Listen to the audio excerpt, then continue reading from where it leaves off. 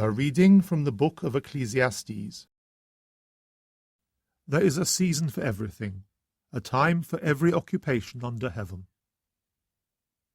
A time for giving birth, a time for dying, a time for planting, a time for uprooting what has been planted.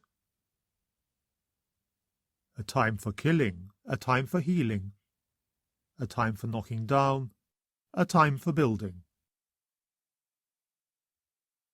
A time for tears, a time for laughter, a time for mourning, a time for dancing.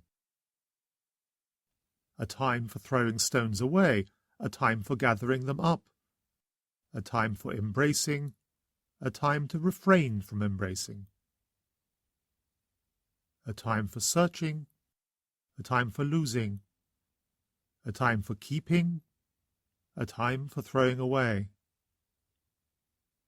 A time for tearing, a time for sowing, a time for keeping silent, a time for speaking,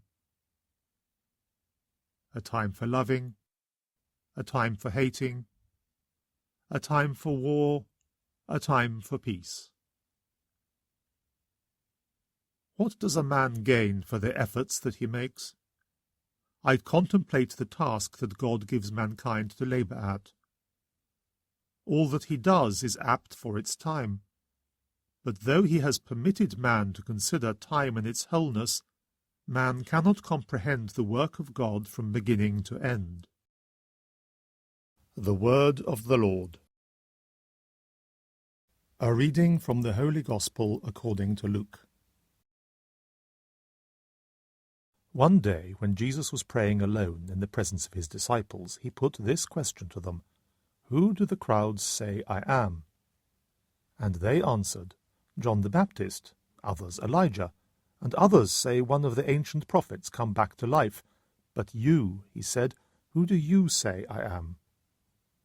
It was Peter who spoke up. "The Christ of God," he said. But he gave them strict orders not to tell anyone anything about this.